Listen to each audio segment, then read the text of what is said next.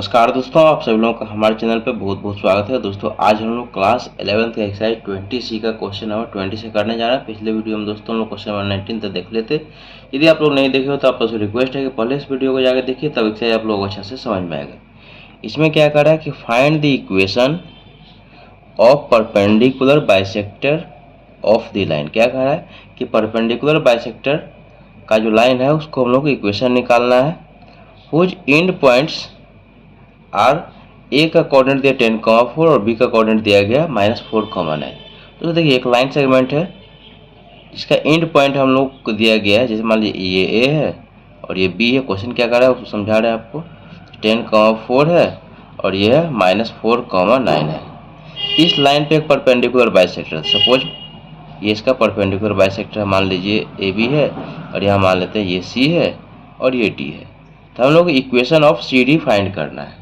Okay, तो देखिए किसी भी लाइन की इक्वेशन फाइंड करने के लिए हम लोग क्या पता होना चाहिए, या तो दो पॉइंट पता होना चाहिए या एक पॉइंट और एक स्लोप पता होना चाहिए।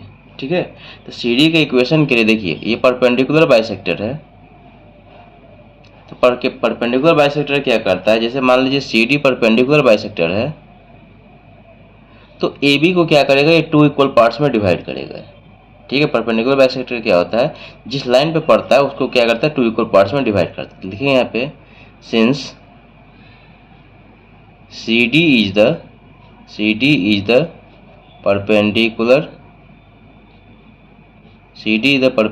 bisector of AB, therefore point D divides AB into 2 equal parts,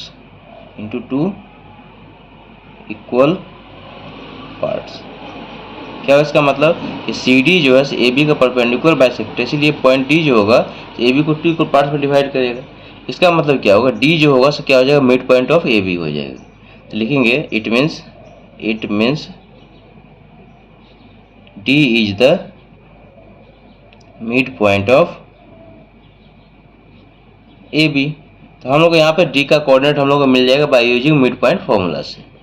तो देखिए तो डी का कोऑर्डिनेट कैसे हम लोग निकालेंगे मिड पॉइंट से, ये हो जाएगा x इक्वल टू हो जाएगा x1 प्लस x2 अपॉन में 2 and y equal to y1 plus y2 upon में 2। किससे, मिड पॉइंट से, मिड पॉइंट।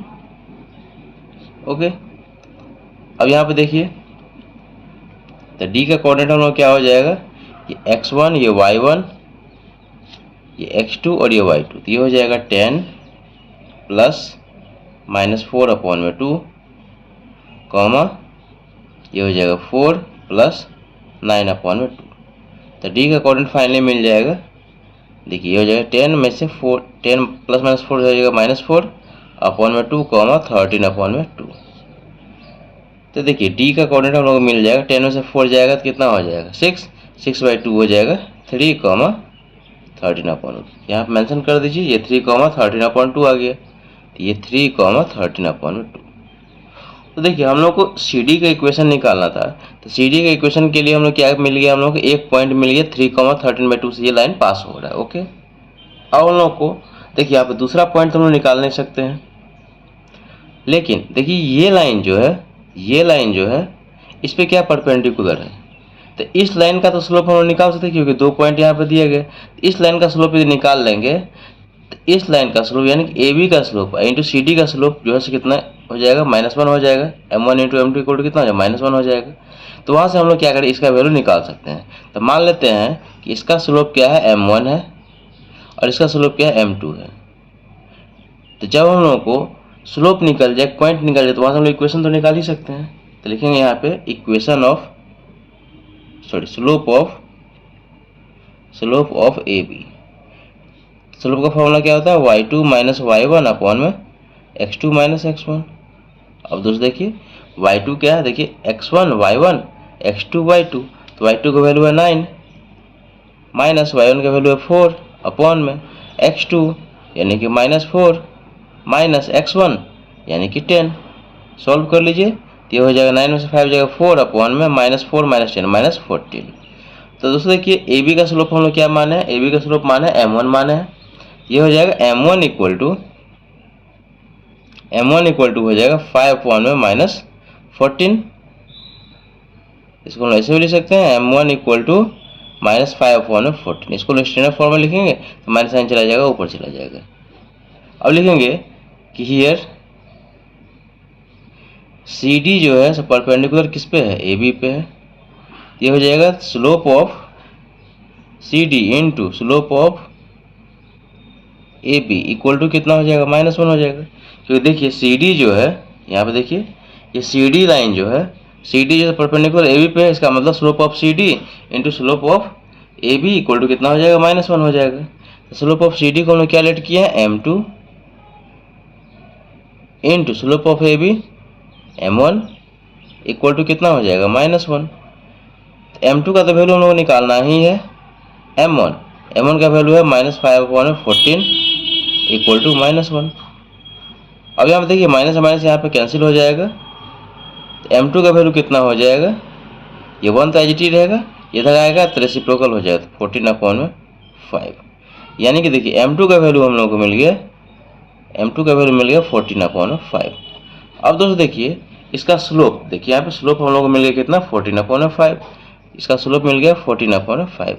अब तो हम लोग इसका इक्वेशन निकाल सकते हैं। क्या बताया है कि या तो हम लोग को लाइन का इक्वेशन निकालने के लिए हम लोग को 2 पॉइंट पता होना चाहिए, या 1 पॉइंट और एक स्लोप पता होना चाहिए। देखिए तो पॉइंट तो हम लोग को पता है ही यहाँ पे, और स्लोप भी पता चला, हम लोग इक्वेशन निकाल सकते हैं। तो लिखेंगे therefore equation of C D, equation of C D कौन सा फॉर्मूला लगाएंगे, ये y minus y1 equal to m x minus x1 put कीजिए इसमें। तो ये y माइनस y1, देखिए y1 का वैल्यू कितना है, देखिए x1 y1 लाइन किससे पास हो रहा है, GD किससे पास हो रहा है, इस पॉइंट से पास हो रहा है। तो y1 का वैल्यू कितना, -13/2 इक्वल टू स्लोप यानी कि 14/5 x माइनस x1 का वैल्यू कितना है 3। देखिए ये हम लोगों को x1, ये है y1। अब आप इसको सॉल्व करिए, फाइनल का आंसर आ जाएगा। तो यहाँ पे इसका क्या कीजिए, एलसीएम ले लीजिए। तो ये हो जाएगा 2y माइनस 13, इसका यहाँ पे एलसीएम ले लिए 2y minus 13 equal to 14/5 x minus 3। आगे देखिए अब इसको हम लोग क्या करेंगे, क्रॉस मल्टीप्लिकेशन यहाँ पे इसको हम लोग कर लेंगे। देखिए 5 को 2 से मल्टीप्लाई कीजिए तो 5 को 2 से multiply 10y minus 65 equal to 14 into 2 28। देखिए 14 इंटू 2 28, तो यहाँ पर लिख लीजिए 28 टाइम्स x माइनस 3। आगे देखिए यहाँ पे इसको सॉल्व करेंगे तो क्या हो जाएगा, देखिए ये हो जाएगा 10y minus 65 equal to 28 into x, तो 28x माइनस 28 इंटू 3, ये हो जाएगा हम लोग को 84। x वाले को पॉजिटिव लिखिए, 28x माइनस 84, इस दोनों को उधर ले जाए तो हो जाएगा minus 10y plus 65 equal to 0। Okay, अब इससे आगे देखिए इसको सॉल्व करेंगे, क्या हो जाएगा 28x माइनस 10y। अब इसमें इसको माइनस करेंगे, 65 में से 84 को माइनस करें तो जाएगा माइनस 14 में से 5 जाएगा तो हो जाएगा 9, और ये 7 में से 1 जाएगा तो हो जाएगा 7 में से 6 जाएगा तो हो जाएगा 1 इक्वल टू 0।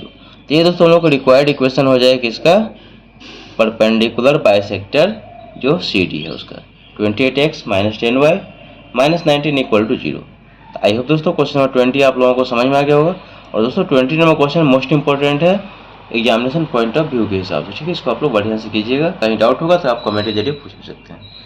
21 नंबर क्वेश्चन हम लोग ये दिया गया, कह रहा है find the equation of altitudes of triangle ABC। क्या कह रहा है दोस्तों कि ट्रायंगल ABC के अल्टीट्यूड का इक्वेशन करा फाइंड करने के लिए हुई वर्टिसेज आर, ए का कोऑर्डिनेट दिया 2, -2, बी का दिया 1, 1 एंड सी का दिया गया -1, 0।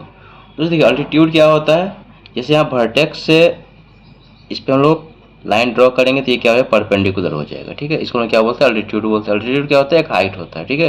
अल्टीट्यूड का मतलब क्या होता है, हाइट। तो यानी कि जैसे यहाँ पे ए से हम लोग लाइन ड्रॉ किए हैं परपेंडिकुलर, ये क्या हो जाएगा, जैसे मान लीजिए डी है, ये क्या AD क्या हो गया, अल्टीट्यूड हो गया, ठीक है। बी पे हम लोग परपेंडिकुलर लाइन ड्रॉ करेंगे तो मान लीजिए BE हो जाएगा, और ये सी से इस पर करेंगे ये हो जाएगा CF हो जाएगा। तो यानी कि ए डी बी ई और सी एफ क्या हो गया, इसका 3 अल्टीट्यूड हो गया। इसी का इक्वेशन हम लोग करा फाइंड करने के लिए। तो लिखेंगे यहाँ पे let A D B E and C F are 3 altitudes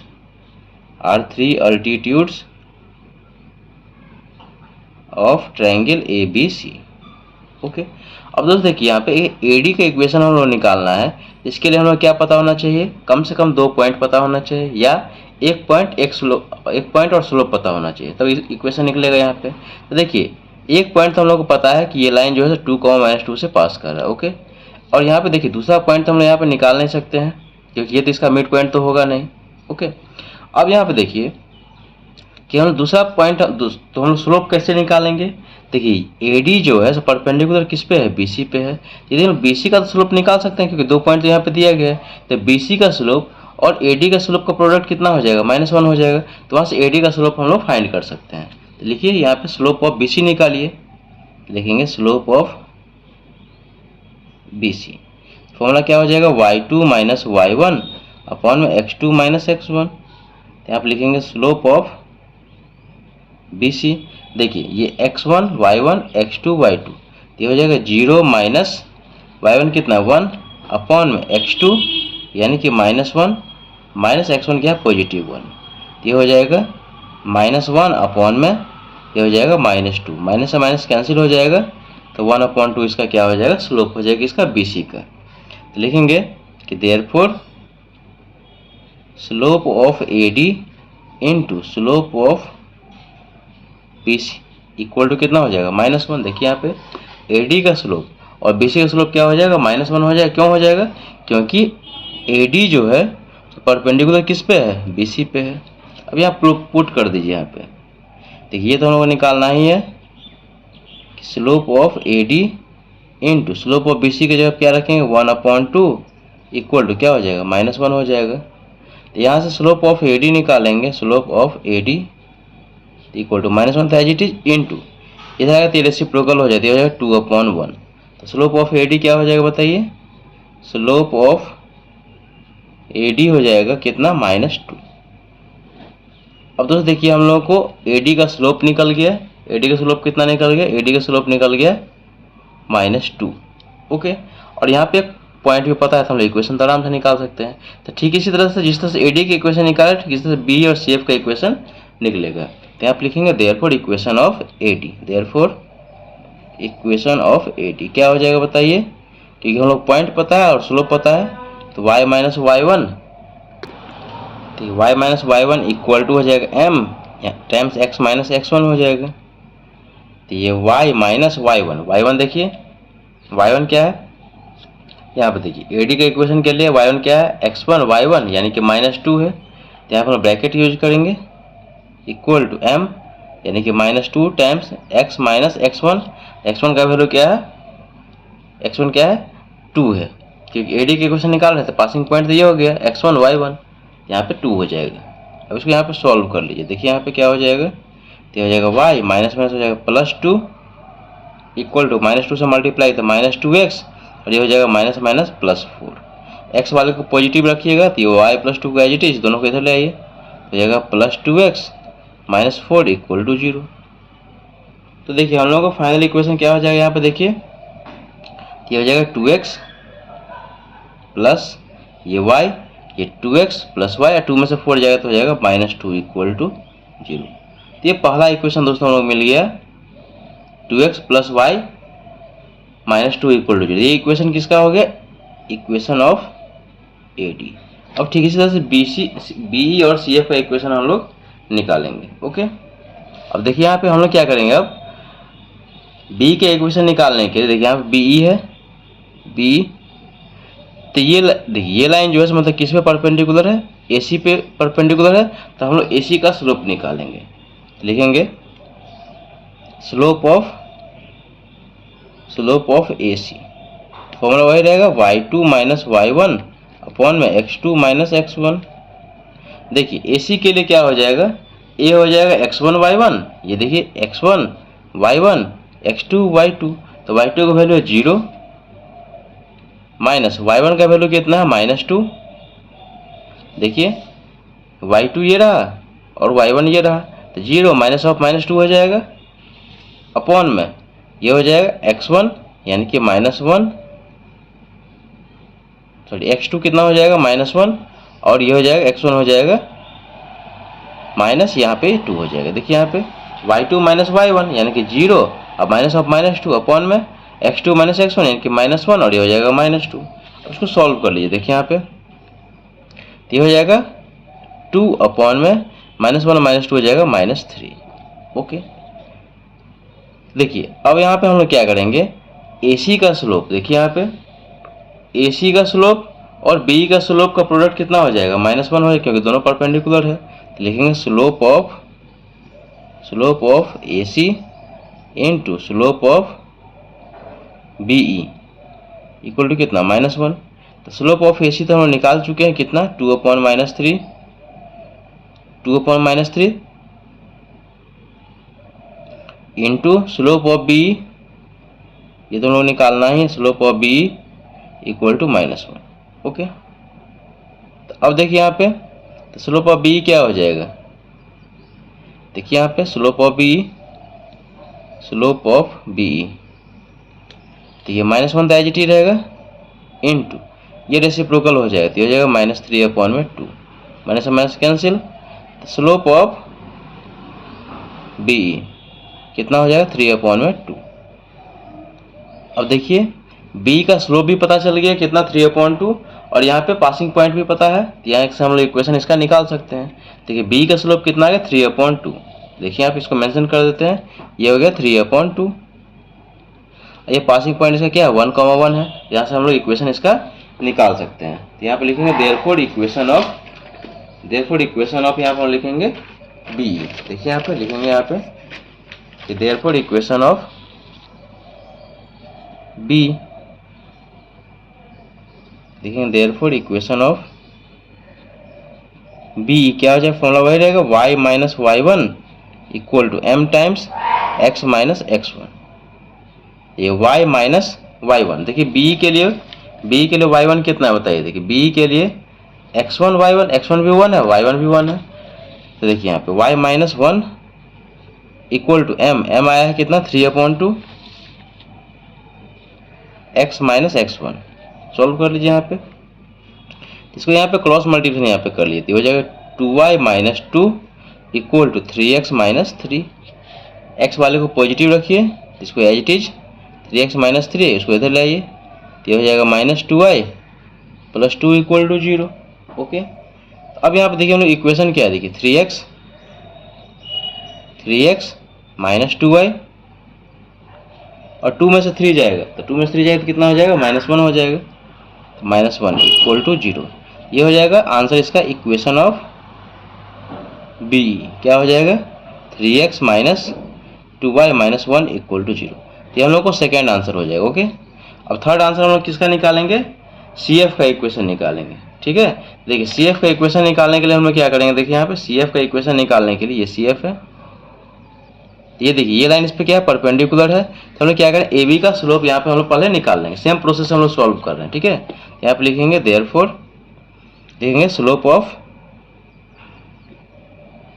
यहाँ लिखिए, नाउ लिखिए स्लोप ऑफ AB क्या हो जाएगा, फॉर्मूला वही y2 minus y1 upon x2 minus x1।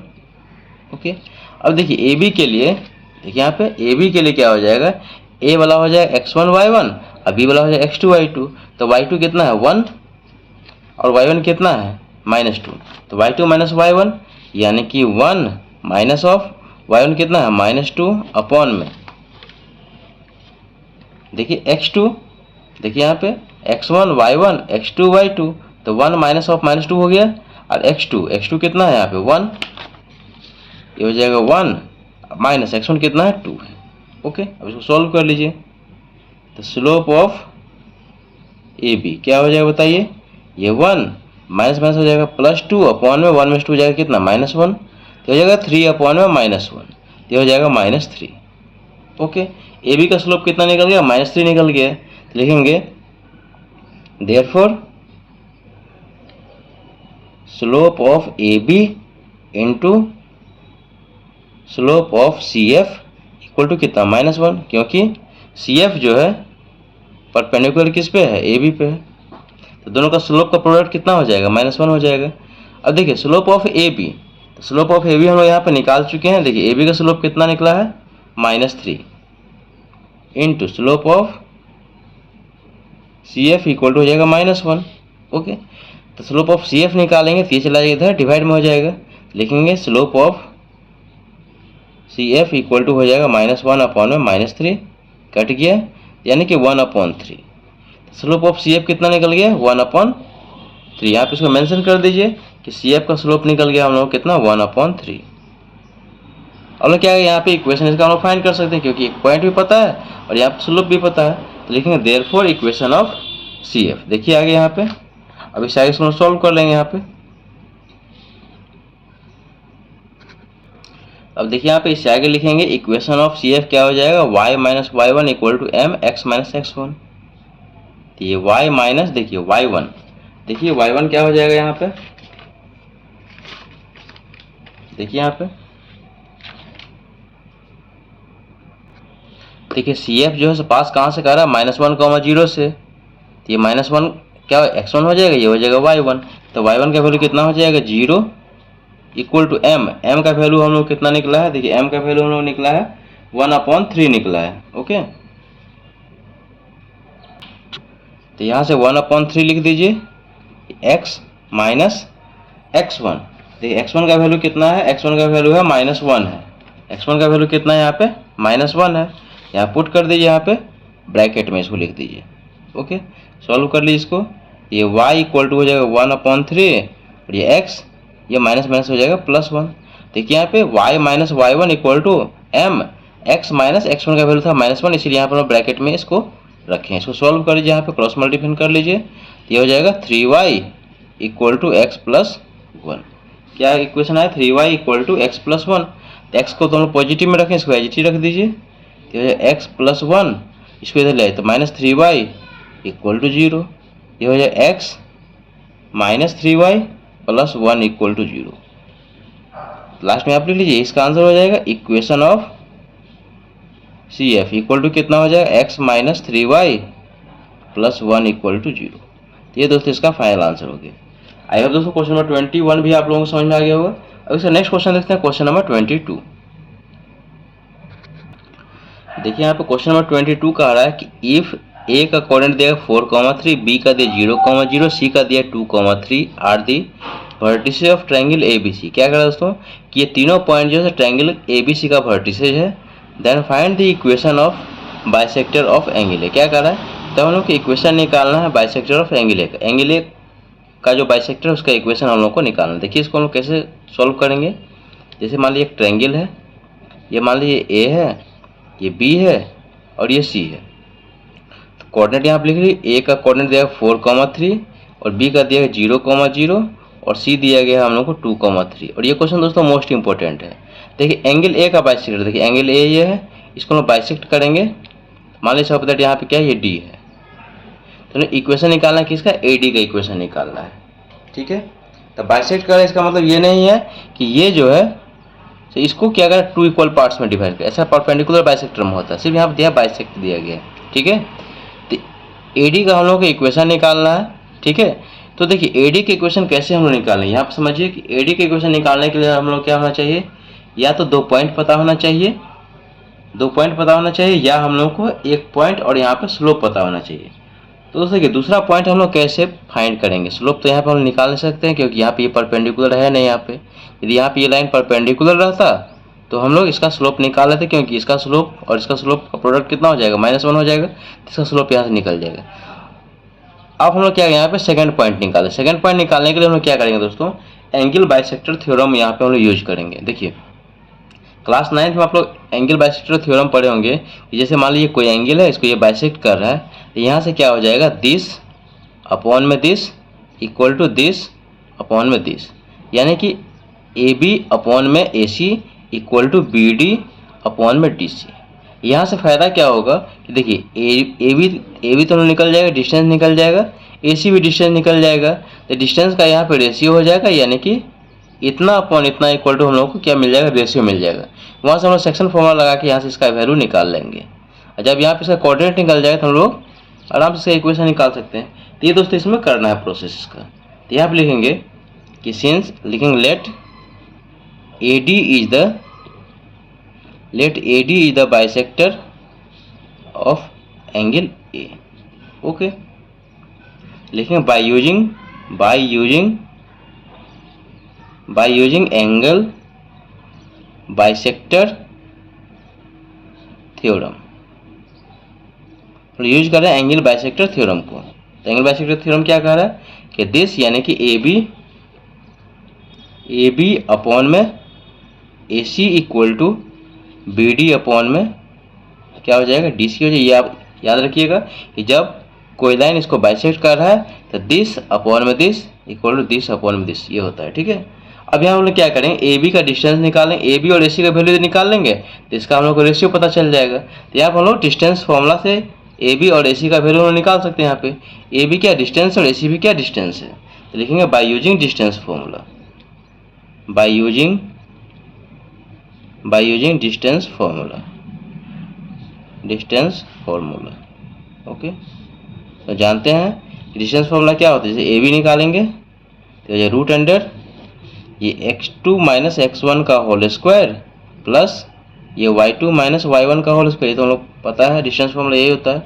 तो AB equal to root under, देखिए AB के लिए क्या हो जाएगा, अल्फाबेट में A पहले आता B बाद में आता, तो ये x1 y1 ये x2 y2।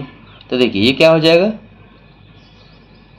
0 माइनस 4 का स्क्वायर, देखिए ये हो जाएगा 0 माइनस 4 का स्क्वायर प्लस ये हो जाएगा 0 माइनस 3 का होल स्क्वायर।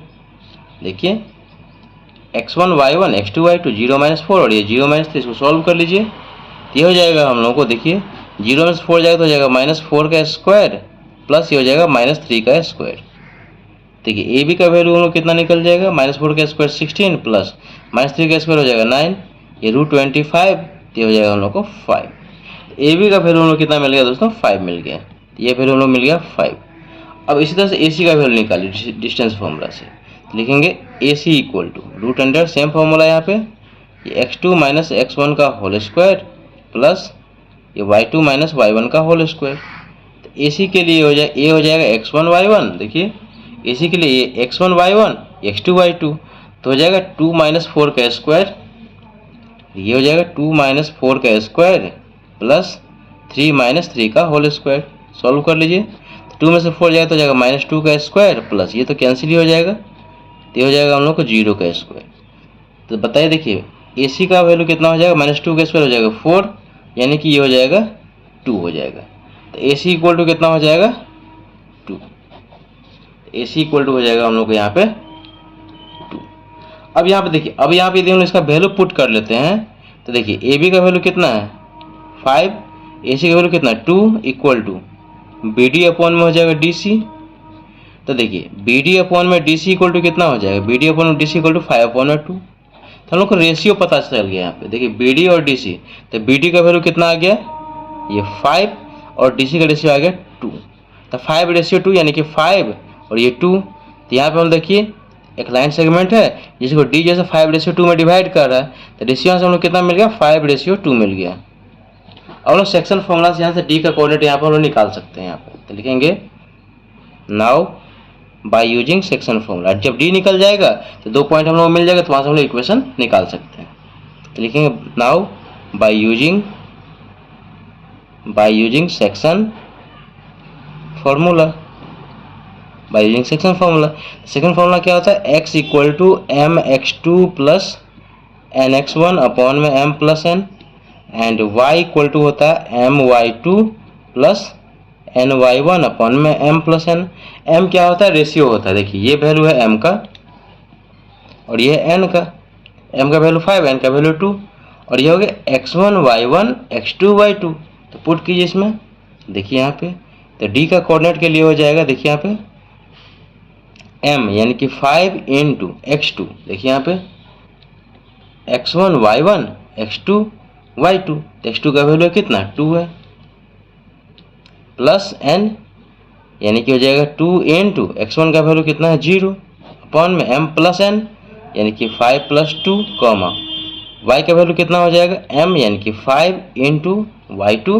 देखिए y2 कितना है x1 y1 x2 y2 यानी कि 3 प्लस n यानी कि 2 इंटू y1 का वैल्यू कितना है 0 अपॉन में m प्लस n यानी कि 5 प्लस।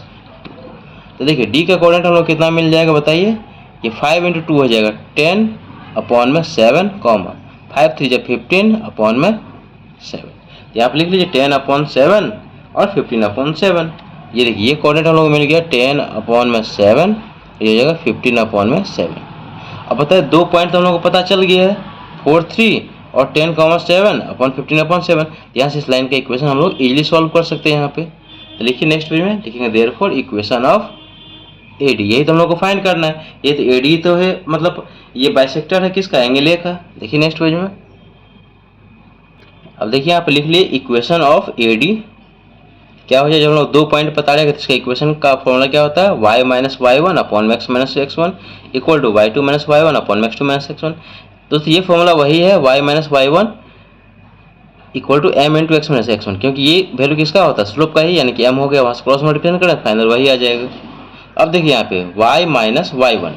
अब दोस्तों यहाँ पे देखिए कि यहाँ पे एडी की इक्वेशन निकालना है, ये हो गया x1 y1 x2 y2।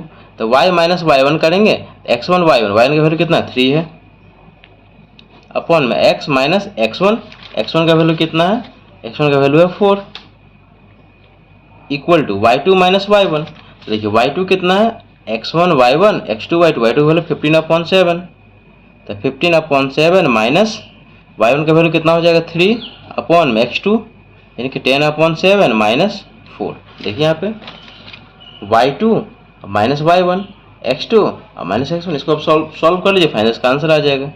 तो देखिए यहाँ पे ये हो जाएगा हम लोगों को y माइनस 3 अपॉन में x माइनस 4, यहाँ पे इसका एलसीएम ले लीजिए तो हो जाएगा 7, ये हो जाएगा 15 माइनस 7 3 कितना होगा 21 अपॉन में यहाँ पे इसका एलसीएम तो हो जाएगा 10 माइनस 28, ये 7 7 यहाँ पे कैंसिल हो जाएगा। ओके आगे देखिए ये हो जाएगा y माइनस 3 अपॉन में x माइनस 4 इक्वल टू 15 में से 21 जाएगा तो हो जाएगा माइनस 6 अपॉन में 10 में से 28 जाएगा तो हो जाएगा माइनस 18। ये माइनस माइनस यहाँ पे कैंसिल, 6 1 जा 6 3 जा। तो देखिए ये हो जाएगा y माइनस 3 अपॉन में x minus 4 equal to 1 upon में 3।